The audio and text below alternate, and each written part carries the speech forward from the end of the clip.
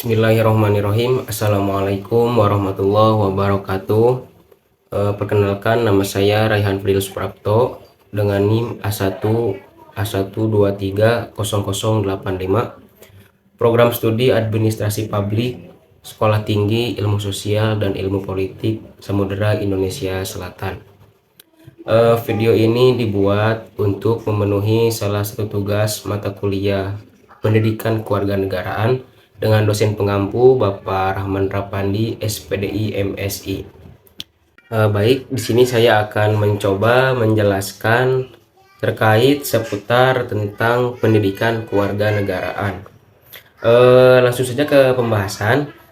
Pendidikan kewarganegaraan adalah upaya untuk memahamkan dan mendidik individu tentang hak, kewajiban, nilai-nilai demokrasi, hukum, serta berbagai aspek kehidupan berbangsa dan bernegara, yang mana tujuan utamanya adalah agar warga negara dapat berpartisipasi secara aktif dalam kehidupan demokrasi, menghormati perbedaan, dan memahami sistem serta proses politik yang berlaku di negara mereka.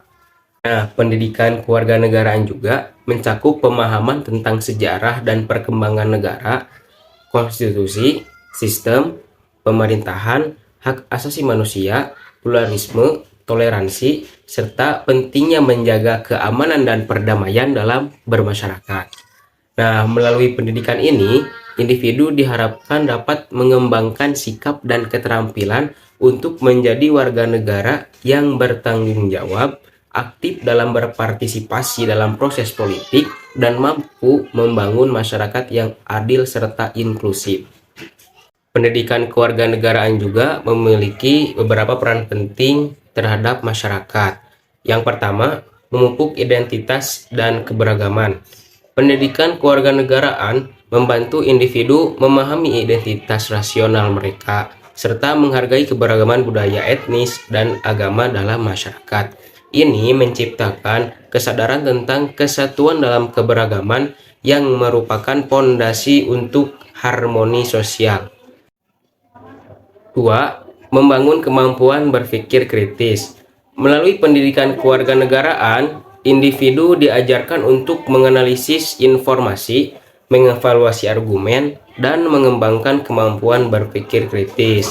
Ini penting untuk membuat keputusan yang informatif dan untuk berpartisipasi dalam diskusi publik yang bermakna.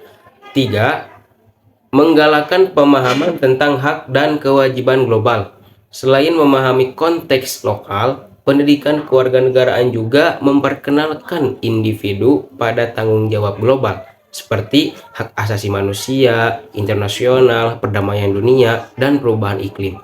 Nah, ini membantu membangun kesadaran tentang isu-isu global yang penting untuk masyarakat global yang lebih baik. 4. Mendorong keterlibatan dalam komunitas. Pendidikan kewarganegaraan mendorong individu untuk terlibat aktif dalam komunitas mereka, baik melalui kegiatan sukarela, organisasi masyarakat sipil, atau inisiatif lokal lainnya.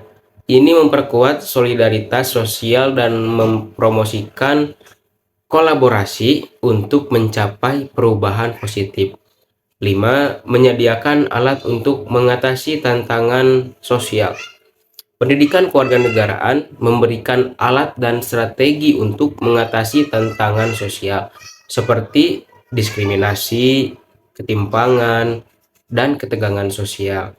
Ini mempersiapkan individu untuk menjadi agen perubahan atau agen of change yang progresif dalam masyarakat mereka. 6.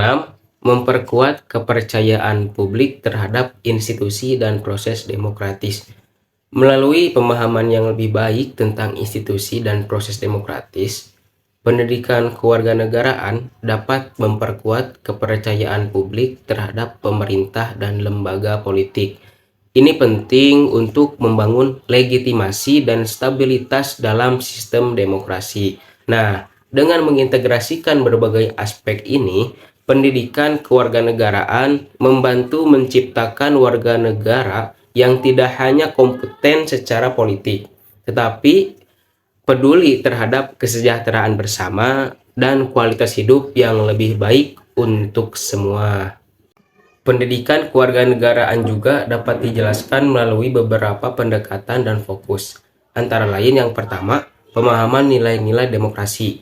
Pemahaman nilai-nilai demokrasi mengajarkan prinsip-prinsip dasar demokrasi seperti kebebasan berpendapat, keadilan, persamaan hak, dan tanggung jawab sosial. Yang kedua, pemahaman tentang sistem politik, yang mana memahamkan masyarakat tentang sistem pemerintahan, struktur negara, proses legislatif, eksekutif, dan yudikatif dalam konteks negara mereka. Yang ketiga, pendidikan hak dan kewajiban. Menyampaikan informasi tentang hak-hak dasar individu, kewajiban sebagai warga negara, serta cara melaksanakan hak tersebut dengan bertanggung jawab. Yang keempat, pendidikan tentang konstitusi, yang mana untuk memahamkan tentang isi dan pentingnya konstitusi sebagai hukum dasar negara, serta nilai-nilai yang terkandung di dalamnya. Nah, yang terakhir, pendidikan pluralisme dan toleransi. Mengajarkan mengenai pentingnya menghargai perbedaan budaya, agama, dan pandangan politik dalam masyarakat yang multikultural. Setiap pendekatan ini dirancang untuk membantu individu memahami dan menginternalisasi nilai-nilai demokrasi, mempersiapkan mereka untuk berpartisipasi dalam kehidupan politik dan sosial masyarakat secara bertanggung jawab. Nah, jadi secara keseluruhan, pendidikan kewarganegaraan merupakan upaya untuk membekali individu dengan pengetahuan, keterampilan, dan sikap yang diperlukan untuk menjadi warga negara yang aktif, bertanggung jawab, dan berpartisipasi dalam kehidupan demokrasi melalui pendidikan ini. Nah, individu juga diharapkan dapat memahami nilai demokrasi, hak asasi manusia, pluralisme, dan toleransi. Baik, mungkin sekian yang bisa saya sampaikan. Mohon maaf bila banyak kekurangan dan kesalahan. Akhir kata, jangan tanya apa yang bisa negara berikan kepadamu, tapi tanyakan apa yang bisa kamu berikan untuk negaramu. Wassalamualaikum warahmatullahi wabarakatuh.